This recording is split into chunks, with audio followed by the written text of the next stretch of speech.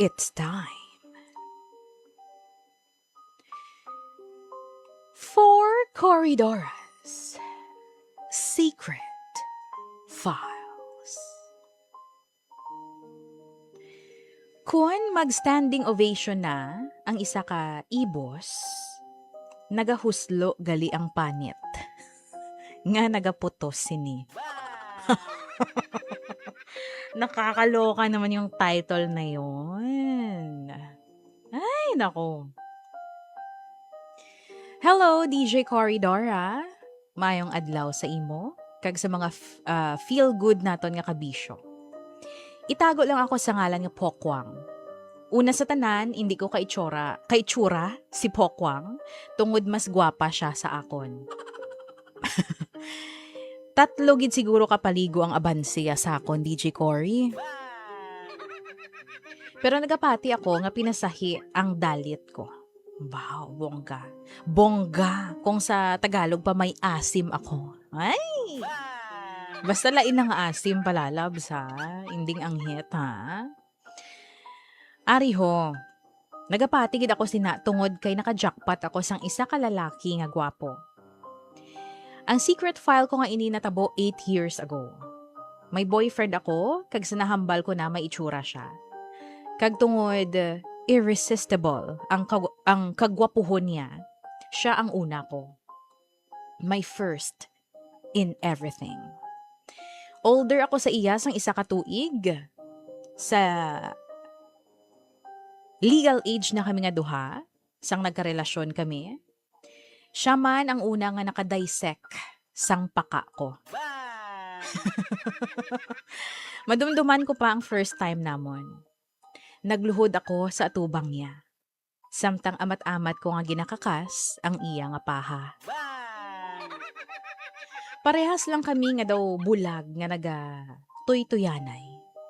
Parehas kami nga naga pamatsyag kung ano ang dapat himuon. Ano ang dapat kutihon. Kung paano mag-dribble kag kung diin i-shoot. Patay pa ang suga kay parehas kami nga curious kag nahuya pa.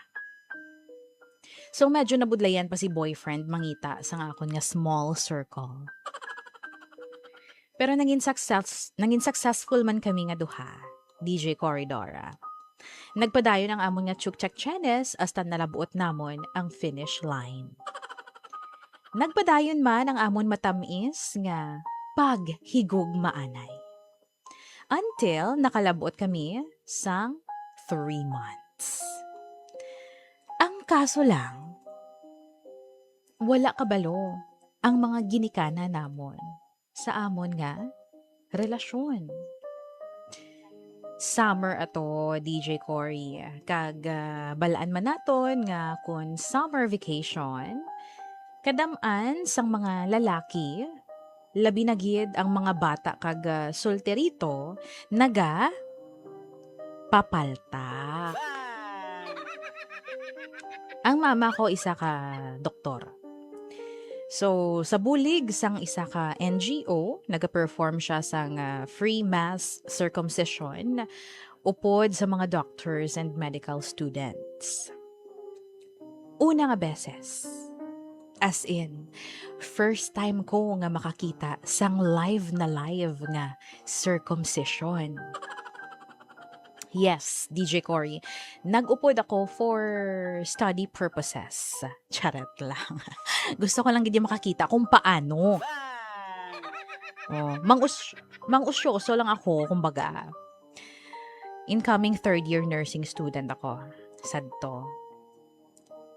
5 lang ang nakatoka nga palaltakon sa group sang mama ko sang adlaw ato.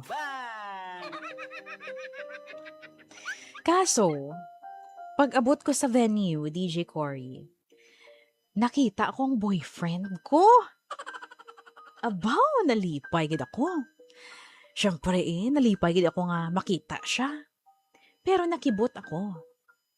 As in, na-shocked. Sang nabalaan ko, nga, mapasir ko man gali siya. Oh my gosh. Hindi pa gali circumcise ang akon nga boyfriend. Nakakaloka. Ni kaisa, wala gid nagsulod sa pinsar ko nga syotiyong gali ang akon nga boyfriend.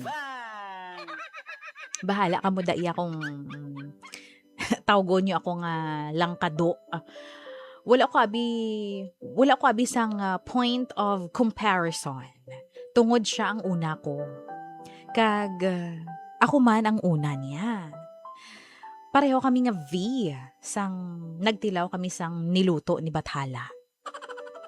Kag always in the dark. So hindi ko man mabalaan. Hindi man glow in the dark ang ibos ni boyfriend, di bala? Kag hindi ako mahilig maglantaw sa mga kung ano-ano da nga mga videos. Ginpadako ako nga mahinhin na dalaga. Ulihi ko na lang na-realize nga kung mag-standing ovation na ang isa ka ibos, nagahuslo gali ang panit nga nagaputos sini. Ay, nako. So, nagsulod na sila sa cubicle kung diin na i-perform ang iyang circumcision. Kag ako naman bilang marites, na curious eme akaz, nagtiid-tiid ako para maka-witness. Medyo pulo palipod-lipod lang ako para hindi ako makita sang boyfriend ko. Una nga, i-circumcise ang akon nga boyfriend. So, ari na. Nag-uba ng boyfriend ko. Kag besh. Nashocked ako. Nashocked ako.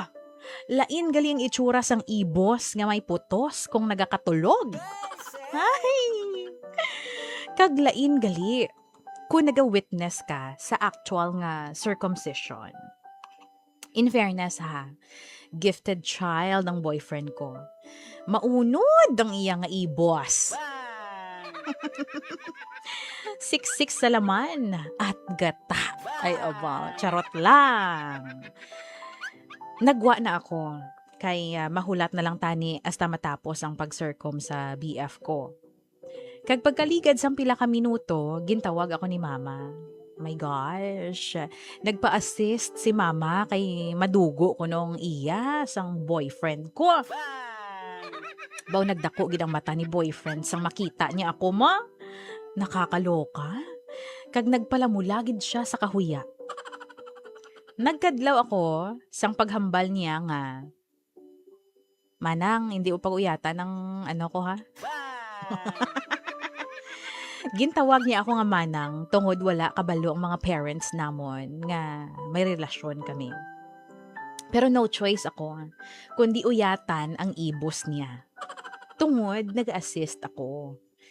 Hindi ko ma-explain ang feeling. Daw makadlaw ako nga daw naluoy sa amigo ko. Nabatsagan ko gid kag nakita nga nagapalamula gid siya. Kag ako man, na-feel ko gid nga daw nag-init ang akon nga guya. Feel ko pula-pula ang guya ko. Wala ako gin-chat sang migo ko o kung gin-text man lang after few days. Siguro tungod nahuya siya sa akon. Kag DJ Cory kabalo ka. Saka di malas gid. Nag-break kami nga duha. After a month. Ay, grabe naman yon. Na ano lang ang ibos yan. Nagisi. Bulagay na kamo. Samtang ina-type ko ni actually DJ Cory, nagsulod sa pinsar ko nga tani gingkwaan ko siya sang picture no. Samtang ina-circum siya. Whole body. Tapos close up agad. Oh, kay kanugon. Grabe. Tani may pang blackmail ko. Wala ako taging bayaan. Ay, pero etsyos lang na iya. Hasta diri na lang ako, DJ Cory, sa liwat. Ako, si Pokwang. Kag ini ang akon, Secret 5.